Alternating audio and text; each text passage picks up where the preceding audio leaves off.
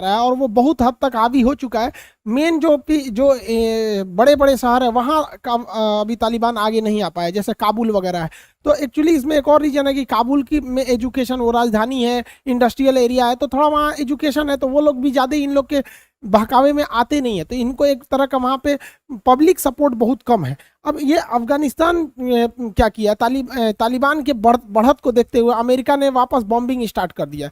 दो ओर से बॉम्बिंग की जा रही है, एक अमेरिका भी एयर अपने हवाई जहाज से बॉम्बिंग कर रहा है तालिबान के ठिकानों पर, और एयरफोर्स जो अफगानिस्तान की भले ही छोटे एयरफोर्स है वो भी बॉम्बिंग कर रहे हैं। तो अफगानिस्तान की एयरफोर्स अमेरिका की एयरफोर्स बॉम्बिंग कर रहे हैं। ये बॉम्बिंग इन लोग को पैरेलली करना चाहिए, एक दिन ये करे एक दिन वो करे, इस टाइप का, ताकि अब जो तालिबान के बढ़ते कदम है उसको रफ्तार को कम किया जा सके और हमें एक मौका मिल सके ताकि हम लोग वहां कुछ कर सकते हैं। अफगानिस्तान की आंतरिक स्थिति अशांत होने की वजह से ईरान और पाकिस्तान की ओर बहुत सारे उसके शरणार्थी रिफ्यूजी भागेंगे। हालांकि उसके उत्तरी दिशा में उज्बेकिस्तान, तुर्कमेनिस्तान वगैरह में तो पाकिस्तान अफगानिस्तान के बहुत सारे सैनिक अपनी जान को बचाने के लिए सरेंडर वहां भाग गए और कुछ तालिबान के साथ सरेंडर भी कर दिए। हालांकि बहुत सारे लोग इधर जाएंगे, पाकिस्तान ने अपनी सीमा पर फौज बढ़ा दिया और उसने कहा है कि अगर बॉर्डर पे अगर इसी तरह से बहुत ज़्यादा लोग आएंगे अफगानिस्तान से तो बॉर्डर सील करना पड़ेगा, क्योंकि पाकिस्तान का कहना है कि हम तालिबान को मदद करेंगे ताकि तालिबान हथियार ले, और इन लोगों को कहता है कि आप अफगानिस्तान में रहिए, आपके मरने का इंतजाम वहीं पाकिस्तान ने करा दिया है। तो इन लोगों को कहना है कि भैया आप पाकिस्तान में आके मत मरिए, पाकिस्तान की रहमो करम से आपके मरने की इंतजाम अफगानिस्तान में ही पाकिस्तान ने करा दिया है तालिबान के थ्रू।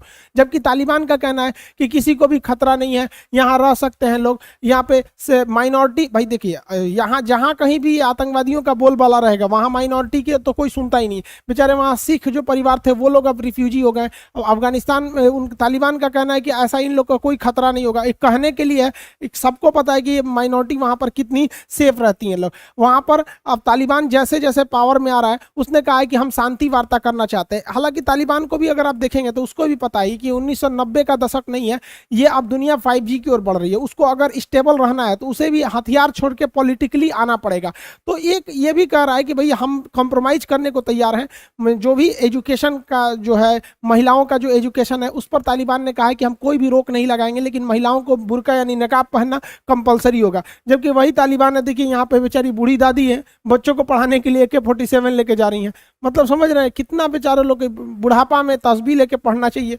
बताइए, भगवान पर जाने का उम्र हो गया है, AK-47 लेके, ये तालिबान का हाल हो गया है। पाकिस्तान, तालिबान आएगा तो क्या करेगा, यही सब तो करेगा, और पाकिस्तान उसमें मदद करता है। वहां पर तालिबान चुन चुन कर उन लोगों को मारना चालू किया है जो अमेरिका के फौज के लिए काम कर रहे थे। जैसे कुछ ट्रांसलेटर थे, अमेरिकी फौज को अफगानिस्तान की भाषा नहीं आती थी, तो कुछ ट्रांसपोर्टर थे, सब्जी देने वाले, मन के सब चीज़ अमेरिका से नहीं ना आएगा, यहाँ से लोकल भी तो खरीदना पड़ता है, तो उन लोग को चुन चुन के मार रहा है, वहाँ के एयरफोर्स के पायलटों को, आर्मी वालों को। ये अमेरिका की भी यहाँ गलती है कि अमेरिका पे से लोगों का भी ट्रस्ट हटेगा, क्योंकि लगभग 40,000 से ज़्यादा लोगों ने डायरेक्टली अमेरिका का साथ दिया था, और लाखों ऐसे संख्या है अफगानिस्तान में लोगों की जो अमेरिका का साथ ये आस में दिए थे कि अमेरिका यहाँ रहेगा और एक स्टेबल गवर्नमेंट बनाएगा। अमेरिका अचानक चला गया, वो बुढ़ऊ जो बाइडेन है अचानक बुला लिया, अब इन लोगों के लिए कोई सेफ व्यवस्था नहीं रखा और ना ही इनका कोई सेटलमेंट काम किया है। केवल 650 फौजियों को छोड़ेगा अमेरिकी एम्बेसी की रक्षा करने के लिए। बाकी काबुल के जो अफगानिस्तान की फौज है वो उतना ट्रेंड नहीं है जितना तरह से अफगानिस्तान इनको मतलब आगे बढ़ रहा है। तो इसको देखते हुए अमेरिका ने ना एक नया क्वाड ग्रुप बनाया है। क्वाड में से जिसमें 4 मेंबर रहते हैं उन्हें क्वाड कहते हैं। इसमें पहले जो भारत वाला क्वाड था जो एशिया पैसिफिक के लिए सुरक्षा वाला था, जिसमें भारत था, अमेरिका था, जापान था, ऑस्ट्रेलिया था, ये वाला क्वाड ग्रुप ना होकर ये दूसरा क्वाड ग्रुप है जो तालिबान को काउंटर करने के लिए बनाया गया है। इसमें किसको रखा गया है? पाकिस्तान जो आतंक तालिबान को संरक्षण देता है, अफगानिस्तान ऑब्वियस रहेगा ही रहेगा, ऊपर में उज्बेकिस्तान को रखा गया है और एक यूएसए अमेरिका है। तो ये तीनों को मिला के क्वाड ग्रुप बनाया गया है। अमेरिका चाहता है कि ये तीनों यहाँ पर मिलकर तालिबान को कंट्रोल करे सब। हालांकि इस क्वाड ग्रुप से भी कुछ होने वाला नहीं है, जब अमेरिका खुद था तो कुछ हुआ ही नहीं, तो ये जाने के बाद क्या होगा। तो इसको देखते हुए रसिया ने अपना एक नया प्रस्ताव चलाया है। देखिए रसिया जो है वहां पे एक ट्रॉइका, उसने एक नया मतलब ट्रॉइका प्लस बनाया। ट्रॉइका क्या है? ट्रॉइका वहां के एक्का गाड़ी को कहते हैं, जिसमें 3 घोड़े लगे रहते हैं। इसमें चक्का नहीं होता है, ये बर्फ पे फिसलता है, क्योंकि रूस बहुत ठंडा शहर है, वहां फिसलने वाली चीज है। तो ये ट्रॉइका ये दिखाता है कि 3 देश मिलकर, ये जो पीछे एक्का गाड़ी है यानी उसको अफगानिस्तान समझिए, उसको खींचेंगे से 3 3 ठो मिलके, कौन कौन? चाइना, यूएस और रसिया।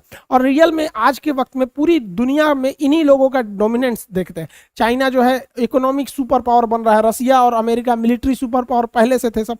तो इन्होंने, पुतिन का ये दिमाग था कि ट्रोइका से अफगानिस्तान को कंट्रोल किया जा सकता है, अशरफ गनी सरकार को हम लोग एक स्टेबल दे सकते हैं। लेकिन ट्रोइका भी ज्यादा सफल नहीं हुआ क्योंकि सबका अलग अलग था। अमेरिका का कंसर्न कुछ अलग था, रसिया का कुछ अलग था, चाइना का मतलब नहीं है कि कौन मर रहा है क्या नहीं, इसको बस फायदा दिखना चाहिए, आतंकवादी को ये मान्यता का अपना अब्बा घोषित कर देगा ये। तो ट्रोइका को और आगे बढ़ाने के लिए पुतिन ने ट्रोइका प्लस बनाया, जिसमें भारत को भी जगह दिया गया। ट्रोइका में तो ये तीनों थे ही सब, ट्रोइका में ऑलरेडी ये 3, इसके अलावा ट्रोइका प्लस में अन्य 4 और देशों को भी जोड़ा गया है, कतर को, ईरान को, भारत और पाकिस्तान को। इन्हीं देशों को जोड़ने के पीछे रूस की बहुत ही मतलब सोची समझी रणनीति है। देखिए, हथियार और पैसा टेक्नोलॉजी के मामले में ट्रोइका के ये 3 देश ही एनफ है, लेकिन दबाव बनाने के लिए ट्राइका प्लस बनाया गया, जिसमें से इन 4 को शामिल किया गया। जिसमें हम पहला देखते हैं ईरान का। अगर आप नक्शा में देखेंगे तो ईरान अफगानिस्तान और पाकिस्तान दोनों से बाउंड्री बनाता है। अब ईरान जो है वो एक शिया कंट्री है, शिया कंट्री, और अफगानिस्तान जो है वो एक सुन्नी कंट्री है। तो अफगानिस्तान में अगर तालिबान आएगा तो तालिबान जो है वो, उसका तो कोई संविधान नहीं है, वहाँ पे शरिया कानून है, मतलब जो बात नहीं माने उसको उड़ा दो सीधे। तो ईरान कभी नहीं चाहेगा कि अफगानिस्तान फुल पावर में आ जाए, इसलिए ट्रोइका प्लस में इसको शामिल किया गया ईरान को, कि ईरान पूरी जी जान लगा देगा तालिबान को काउंटर करने के लिए। उसके बाद कतर को शामिल किया गया। कतर वो ऐसा जगह है जहां पर तालिबान को सबसे ज्यादा मतलब एक कहिए तो समर्थन मिलता है। तालिबान की कोई मीटिंग होगी बाहर में तो कतर में मीटिंग होगी। आप देखेंगे कतर की राजधानी दोहा वार्ता होती है इन लोग की, कोई भी समझौता करेंगे सब तो दोहा में आके करेंगे सब, क्योंकि कोई भी देश कंधार में जाना नहीं चाहता है सेफ में, तो ये दोहा में। तो ये याद रखिएगा, कतर का ही सबसे न्यूज़पेपर है अल जजीरा, जो इन लोगों की मिडिल ईस्ट की बातों को वो अपनी ओर से मतलब बढ़ा चढ़ा के भी रखता है, अल जजीरा। तो कतर को शामिल कर लेंगे तो देखिए, अब ईरान और कतर, ये रूस, अमेरिका, चाइना, इन्हीं तीनों के हिसाब से ही पूरी दुनिया चलती है, 3 देश के हिसाब से। अब भारत को रखने का एक और फायदा ये है कि भारत का बहुत ज्यादा इन्वेस्टमेंट है, और भारत कभी नहीं चाहेगा कि यहाँ तालिबान आ जाए, क्योंकि तालिबान पाकिस्तान के इशारे पर कश्मीर में वो मिलिटेंस चालू कर देगा। और पाकिस्तान को रखने का कारण था कि भैया पाकिस्तान को हटाएंगे तो यहाँ कभी शांति नहीं हो सकता है, क्योंकि ये आतंकवादियों के लिए तो बच्चादानी है, जब तक इसका ऑपरेशन नहीं होगा इसके आतंकवादी बच्चे होते ही रहेंगे। तो ये ससुरा इसको रखना तो जरूरी है। तो ट्रोइका प्लस देखते हैं लोग, ये कितना आगे बढ़ सकता है, कितना शांति वार्ता कर सकता है। हालांकि ये बात जरूरी है सबको समझना कि तालिबान अफगानिस्तान का एक अभिन्न हिस्सा बन चुका है। कंप्लीट तालिबान कभी खत्म ही नहीं हो सकता है। वहां बहुत से बहुत अगर तालिबान को कोई काउंटर करेगा ना तो 50-50 रहेगा। तो इंडिया को भी ये सोच के चलना है कि हमें तालिबान के साथ इस तरह से मतलब एक अंडरस्टैंडिंग रखना है कि भैया हमारी जो वहां पर हमारा जो इन्वेस्टमेंट है, जो पैसे लगे हैं, उसको तुम नुकसान मत करो, बाकी हम तुम्हारे में इंटरफेयर करने नहीं जा रहे हैं। और तालिबान भी इस बात को समझता है कि अभी के वक्त में अगर हम भारत से खुला दुश्मनी ले लेंगे तो बहुत महंगा पड़ेगा। अब ये इसी को देखते हुए देखिए, अशरफ गनी पूरी तरह से पाकिस्तान के खिलाफ है, मतलब उनका स्पष्ट कहना है। वो मीटिंग में भी थे उज्बेकिस्तान में, ताशकंद में, वहां पर तो उन्होंने साफ कर दिया कि पाकिस्तान की एयरफोर्स ने ऑफिशियली कहा है अफगानिस्तान की एयरफोर्स को कि आप तालिबान पर हमला करेंगे तो हम आपको हमला कर देंगे।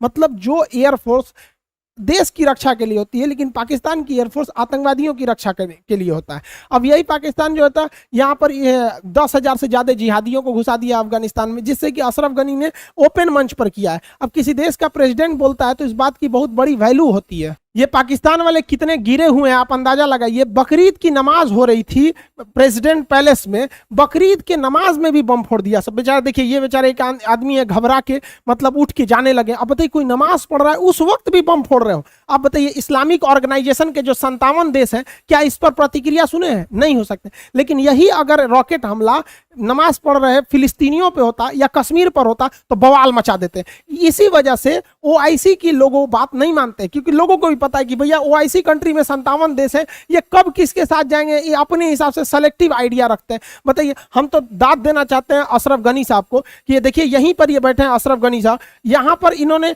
हिले तक नहीं, जो बम ब्लास्ट हुआ है यहाँ पर, तो राष्ट्रपति है सामने, हिले तक नहीं। क्योंकि देखिए, ये लोग भी बम धमाका में देख लिए, भारत हमेशा से अफगानिस्तान के लोगों के साथ रहा है। तो अशरफ गनी भी पूरे खुल के आए हैं। उन्होंने भी कहा है कि पाकिस्तान जो आतंकवादी सप्लाई कर रहा है, उसे ये नहीं भूलना चाहिए कि इस पृथ्वी का इतिहास रहा है कि सबसे बड़ी हार अगर किसी की हुई है तो पाकिस्तान की हुई है 1971 में, जब उसके निकम्मे 93,000 फौजियों ने सरेंडर किया था। छोटे मोटे नहीं, 93,000 फौजियों ने सरेंडर किया था। और इसी 1971 की लड़ाई में हमारे लोंगेवाला पर मात्र 120 फौजियों ने पूरे पाकिस्तान को भगा दिया था। तो एक ही इतिहास में दो युद्ध, इतिहास एक ही युद्ध में दो इतिहास देखने को मिला, जब सबसे बड़ी हार पाकिस्तानियों की हुई और भारत ने एक तरफा जीत रख गया। बताइए, 120 फौजी मिलकर लोंगेवाला में हरा दिया सब। तो ये पोस्ट उन्होंने दिखाया। अब ये कोई आम पब्लिक या मीडिया दिखाती तो अलग बात है, किसी देश का राष्ट्राध्यक्ष अगर बता रहा है तो बहुत है। पाकिस्तान कितना गिर सकता है कि नमाज के वक्त में बम, मतलब इतना इंसानियत रखो यार कि पूजा पाठ में भी ये सब नहीं किया जाता। भारत में भी युद्ध हम लोग भी लड़े हैं लोग, ऐसा नहीं है, लेकिन ऐसा कभी मानवता को हद पार कभी भारत ने नहीं किया। एम्बेसी जो अफगानिस्तान के जो राजदूत थे पाकिस्तान में, उनकी बेटी को अगवा कर लिया गया, वो तो बाद में छोड़ा गया, तो काफी टॉर्चर वगैरह। तो बताइए इतना गिर सकता है पाकिस्तान। लेकिन इसी पाकिस्तान को जब तहरीके तालिबान मारता है तो कहता है ये आतंकवादी गलत है, और अफगानिस्तान वाला तालिबान सही है। मतलब उसके हिसाब से अफगानिस्तान में शरिया कानून लग रहा है तो ठीक है, वहां का तालिबान ठीक है, लेकिन पाकिस्तान में शरिया कानून लगाने के लिए तहरीके तालिबान अगर मारता है तो वो गलत है। भारत को भी यहाँ हाथ पे हाथ रख के नहीं सोचना चाहिए, क्योंकि तालिबान 110% वो भारत के खिलाफ ही रहेगा। भारत का अशरफ गनी यानी अफगानिस्तान में शुरू से ही बहुत बेहतरीन रिलेशन रहा है। आप देखेंगे सुभाष चंद्र बोस को रूस और इटली पहुंचाने में अफगानिस्तान होके ही गए थे। तो हमारा बहुत पुराना रिश्ता अफगानिस्तान से। दहेज में अफगानिस्तान मिला था बिहार के चंद्रगुप्त मौर्य को, एरिया आराकोसिया जेड्रोसिया पेरिस पेमियाई चंद्रगुप्त मौर्य को दहेज में मिला था, जिसका अभी का नाम काबुल कंधार मकरान हेरात है। तो दहेज का जमीन है बिहारियों की अफगानिस्तान। तो हमारा पुराना रिलेशन है। वहां $3 बिलियन निवेश किया है, पाकिस्तान ने भी निवेश किया है, लेकिन वो आतंकवादी के रूप में निवेश किया। हम लोगों ने वहां 135 करोड़ रुपए लगा के हाईवे बनाए हैं लोग, जरान से लेकर डेलाराम तक इस हाईवे को बनाए हैं लोग। साथ ही हम लोग ने वहां पे 90 मिलियन डॉलर पैसा लगा के हम लोग वहां का संसद भवन बनाए हैं। 290 मिलियन डॉलर बना के वहां सलमा डैम बनाए हैं जहां की बिजली उत्पादन हो सके। तो ये अफगानिस्तान के लोग भारत से काफी इमोशनल अटैच में है। लेकिन जब तालिबान आएगा तो तालिबान इन सारी चीजों पे अटैक करेगा नहीं, वो करना चालू कर दिया है। ओपनली उसने बोल भी दिया है, संसद के एरिया में हमला भी चालू हो ही गए हैं, यहाँ पे हाईवे पे कब्जा करना वो चालू कर ही दिया है। साथ ही सलमा डैम पर जो सिक्योरिटी चेक पोस्ट थी उसको तालिबान वालों ने मार के उड़ा ही दिया है। तो भारत का जो इतना लंबा चौड़ा इन्वेस्टमेंट है ये बर्बाद हो जाएगा अगर हम हाथ पे हाथ रखे रहेंगे। तो ऐसा नहीं है कि भारत ऐसी समस्या पहली बार देख रहा है। इतिहास से भी अगर हम लोग सीखेंगे ना तो 1971 में जब इंदिरा गांधी थी तो इस समय पाकिस्तान दो था, एक पूर्वी पाकिस्तान था, एक पूर्वी पाकिस्तान, एक पश्चिमी पाकिस्तान। तो पश्चिमी पाकिस्तान बड़ा था, पूर्वी पाकिस्तान जो बांग्लादेश देख रहा है, यहाँ इतनी खतरनाक समस्या हो गई थी सेम तालिबान की तरह। तो इंदिरा गांधी ने भी मुक्ति वाहिनी की मदद से यहाँ पर 1971 का युद्ध जीत के धो दिया, शिमला समझौता कर और सब पाकिस्तान वालों को कहा कि तुम कहो कि ये तुम्हारा नहीं है। सोचिए, इंदिरा गांधी ने मानेकशॉ को घुसा के बहुत भयानक युद्ध हुआ था, उस पर हमने एक अलग वीडियो बना दिया 1971 के वार पर। ये युद्ध हुआ, इसमें 93,000 सैनिक हारे सब। तो भारत ने कहा कि पहले तुम कहो कि ये तुम्हारा देश अब से नहीं रहा, अब ये बांग्लादेश बन गया, तब भाई तुम्हारे 93,000 फौज को छोड़ेंगे, अनतकनी से गाय गोरू बनवाएंगे भारत में रख के इन सबको। तो कहा था कि ठीक है अब से ही हमारा देश नहीं रह गया। अब पाकिस्तान वाले ससुर तूने क्या कश्मीर लेगा, सब जो था वो तो छोड़ दिया था। तो भारत को भी अभी ऐसा नहीं है कि हम लोग इतिहास से नहीं जाए, तालिबान को भी काउंटर किया जा सकता है, लेकिन 100% आप तालिबान के रहम दिल पर रहेंगे कि वो भारत को छोड़ेगा, तो ऐसा नहीं है। याद करिए जब हमारा विमान हाईजैक हुआ था तो कंधार में ही लेके गया था। तो उस समय अगर अशरफ गनी या फिर लोकतांत्रिक सरकार रहती तो कंधार में हमें कमांडो कार्रवाई करने का मौका मिल गया रहता। तो आई होप भारत सरकार भी इस पे एग्रेसिव एक्शन लेगी। आगे आप क्या सोचते हैं आप कमेंट करके बताएंगे। मिलेंगे नेक्स्ट क्लास में। जय हिंद।